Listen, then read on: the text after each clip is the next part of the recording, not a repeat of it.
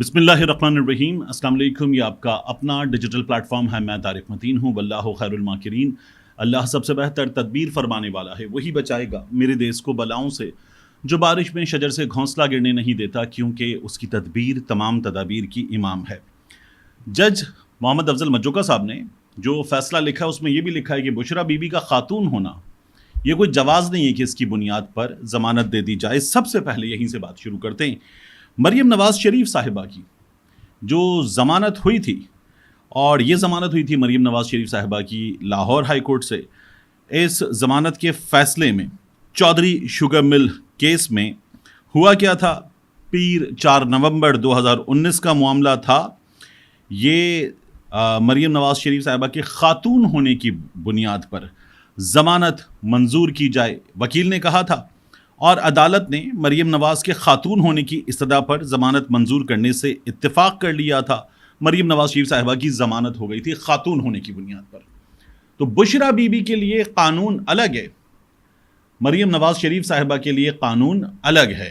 یہ آپ دیکھ سکتے ہیں کہ ہمارے ہاں مریم نواز شریف صاحبہ پہ جو معاملہ تھا چودھری شوگر ملز والا، یہ کرپشن کا الزام تھا، جبکہ بشرا بی بی کا جو معاملہ ہے یہ معاملہ وہ ہے کہ علماء کرام اس پر یہ کہہ رہے ہیں. اور اس سلسلے میں آپ دیکھیے کہ دیگر سیاسی رہنما، یعنی جو علماء کرام ہیں ان کے علاوہ بھی ایسے لوگ جو علماء دین میں شامل نہیں ہیں، جو صرف سیاست سے تعلق رکھتے ہیں، جاوید ہاشمی صاحب ہیں، دیگر لوگ ہیں، وہ یہ کہہ رہے ہیں شرمناک ہے، اسلام کی تاریخ میں 1400 سال سے زائد کی تاریخ میں ایسا نہیں ہوا، اور یہ پہلا کیس ہے، اور یہ پاکستان کو اعزاز حاصل ہو رہا ہے، یہ پاکستان کی عدالتوں کو اعزاز حاصل ہو رہا ہے کہ پہلا شرمناک کیس ہمارے ہاں سے اس کا فیصلہ دیا جا رہا ہے. محمد افضل مجوکا کو یہ اعزاز حاصل ہو رہا ہے، اور جنہوں نے یہ کروایا ہے انہیں یہ اعزاز حاصل ہو رہا ہے کہ عدت ایک خاتون کی جو سائیکلز کا معاملہ ہے، ماہواری کا معاملہ، یہ ہمارے ہاں عدالتوں میں ڈسکس ہوا ہے. اس کی شادی کا معاملہ، اور عمران خان اور بشرا بی بی یہ نکاح کرنے کے جرم میں پاکستان میں پہلی بار ہوا، نکاح کرنے کے جرم میں قید کاٹ رہے ہیں. بہرحال عزت جو ہے وہ ہمارے ہاں مریم نواز شریف صاحبہ کو اس قانون نے خاتون ہونے کی عزت بھی دی تھی، جواز بھی دیا تھا. اب یہ جواز منع کر دیا گیا ہے. یہ صورتحال مجھے سب سے پہلے آپ کے سامنے رکھنی تھی.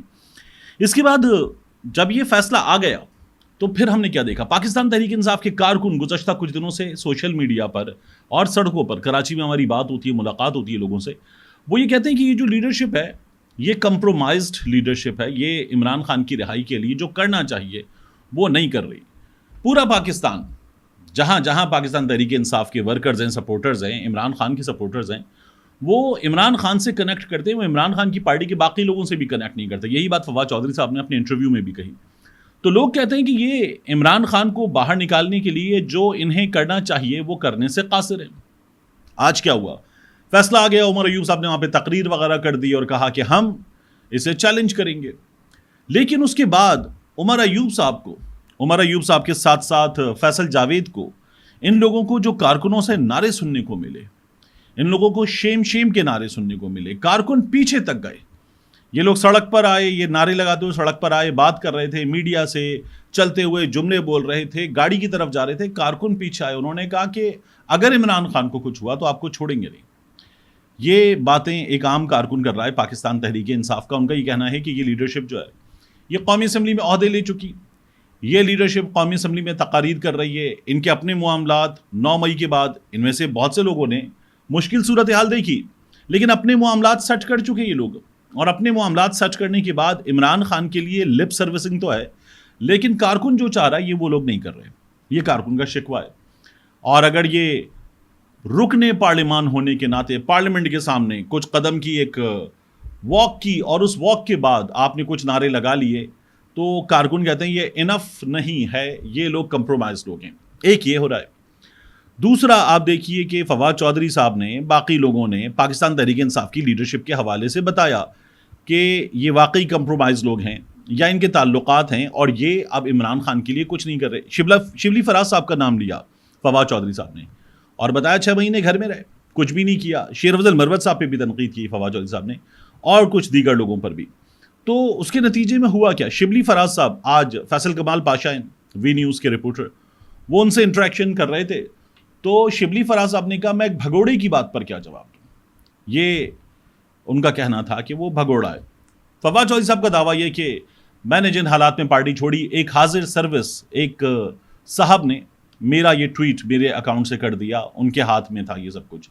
میری اب تک ایسے کچھ 4 لوگوں سے پاکستان تحریک انصاف کی بات ہو چکی ہے جو یہ کہتے ہیں کہ ہمارے اکاؤنٹ سے, ٹویٹر اکاؤنٹ سے جو ٹویٹ کیے گئے وہ ہم نے نہیں کیے تھے, وہ ہمارے علاوہ کسی نے کر دیے تھے, ہم جن کے پاس تھے انہوں نے کر دیے تھے. تو یہ ان لوگوں کا کہنا ہے. فواد چودھری صاحب نے بھی یہی بات کی تھی. شبلی فراز صاحب ان کو یہ جواب دے رہے ہیں. اب یہ صرف شبلی فراز صاحب کا جواب نہیں ہے, عمران اسماعیل صاحب جو ہیں ان کے حوالے سے کچھ معلومات ہمارے پاس موجود ہیں. ظاہر ہے کہ وہ عمران اسماعیل صاحب خود بتائیں گے تو ہم آپ کو آگے بتائیں گے, لیکن عمران اسماعیل صاحب بھی ان لوگوں کو کمپرومائزڈ کہتے ہیں. عمران اسماعیل صاحب بہرحال جتنا بڑا عہدہ انہیں ملا تھا, جتنی چیزیں تھیں, تو اگر میں اپنی ذاتی رائے دوں آپ کو تو عمران اسماعیل صاحب کو کچھ اپنا قدم جما کے رکھنا چاہیے تھا, انہوں نے نہیں رکھا. یہ لوگوں کی بھی شکویں اور جو باہر ہمیں معلومات ملتی ہیں ان کے مطابق بھی صورتحال ایسی ہی ہے. عمران اسماعیل صاحب سے ایک انٹریکشن ہونا ہے انشاءاللہ, تب میں یہ چیزیں زیادہ بہتر انداز میں ان کے سامنے آپ کے سامنے رکھ سکوں گا. تو یہ حال ہے. لیکن صمد یعقوب صاحب پاکستان تحریک انصاف کے رہنما, انہوں نے کیا کہا؟ وہ یہ کہتے ہیں کہ کوئی 20 سے زائد, کوئی 27 کے قریب لوگوں کا ایک گروپ بن رہا ہے. اس گروپ کو شیر افضل مروت, شہریار آفریدی یہ لوگ لیڈ کر رہے ہوں گے, شاندانہ گلزار صاحبہ بھی اس میں ہوں گی, کچھ اور لوگ ہوں گے, اور یہ ایک دھڑے بندی ہے. یعنی ایک گروپ یہ ہو گیا, باقی لوگوں کا گروپ ہے, اور پھر لوگ کہتے ہیں جو پولیٹیکل ونگ ہے پاکستان تحریک انصاف کا عمر ایوب کی قیادت میں, وہ بھی کمپرومائزڈ ہے. جو وکلا والا ونگ ہے حامد خان کی وجہ سے وہ بھی کمپرومائزڈ ہے. تو پاکستان تحریک انصاف بڑے مسائل سے دوچار ہے. میں بار بار آپ سے کہتا ہوں کہ ان مسائل سے دوچار پاکستان تحریک انصاف عمران خان کی رہائی کے لیے جو اسٹیپس اٹھانے چاہیے وہ اسٹیپس اٹھانے کے قابل نہیں ہیں. تو یہ لوگ ایسے ہی کارکنوں میں اگر آئیں گے اور یہ کچھ نہیں کر رہے ہوں گے تو ان کی درگت بنتی رہے گی. آپ مجھ سے میری رائے لیں کہ ان حالات میں کیا احتجاج آسان ہے؟ تو بہت مشکل ہے. جس طرح کی گرمی ہے, جس طرح کا موسم ہے, جس طرح کے حالات ہیں, موسمی حالات کے علاوہ جس طرح کے سیاسی غیر سیاسی حالات ہیں, ان میں احتجاج بہت مشکل ہے. لیکن کام کرنے کا مزہ اسی میں آتا ہے جب مشکل حالات میں کیا جائے. اب اگر آپ مشکل حالات میں جو کام آپ کا ہے وہ نہیں کر پا رہے تو پھر کارکن آپ سے سوال پوچھے گا, اس سوال کا جواب کارکن کو چاہیے ہوتا ہے, اس سوال کا جواب یہ لوگ دینے سے قاصر ہیں.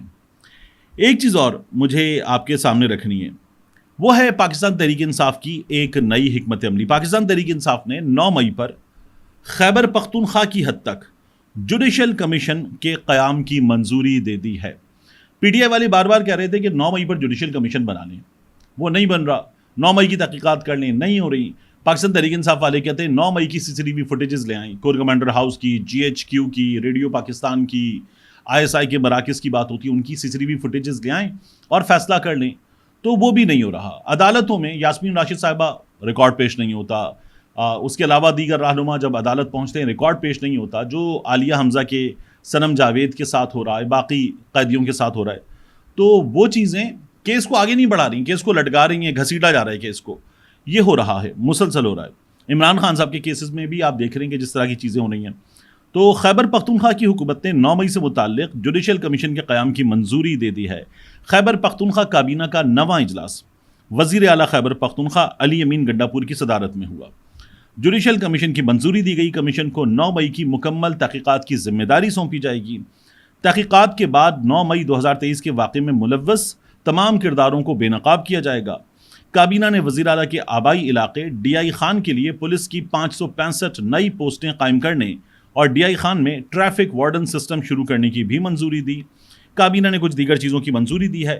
ڈی آئی خان اس میں اس لیے امپورٹنٹ ہے کہ ڈیرہ اسماعیل خان یہاں جو TTP گنڈاپور گروپ ہے وہ بھی ایکٹیو ہوا ہے, کچھ اور علاقوں میں ایکٹیو ہوا ہے. لکی مروت وغیرہ کی بات ہو رہی ہے.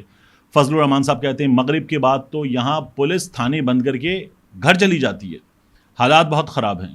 تو ان حالات میں خیبر پختونخوا کی حکومت کو اپنی ریٹ اسٹیبلش کرنی ہوگی, اور یہ جو 9 مئی کے حوالے سے انہوں نے کام کیا ہے یہ اچھا کام ہے, اور پاکستان تحریک انصاف کو چاہیے کہ اس معاملے کو عدالتوں میں اٹھائیں, وگرنہ جس طرح سے یہ چیزیں چل رہی ہیں اس طرح سے ہی چلتی رہیں گی. یعنی ان میں پروگریس نہیں ہے. یہ مجرم ہیں تو ان کو سزا دے دی جائے تاکہ یہ اگلی عدالتوں میں پہنچ سکیں, اور اگر یہ بے گناہ ہیں تو ان کو چھوڑ دیا جائے.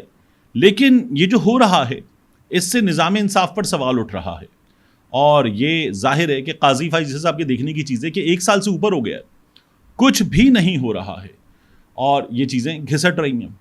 ملتے ہیں انشاءاللہ آپ سے اگلی ویڈیو میں.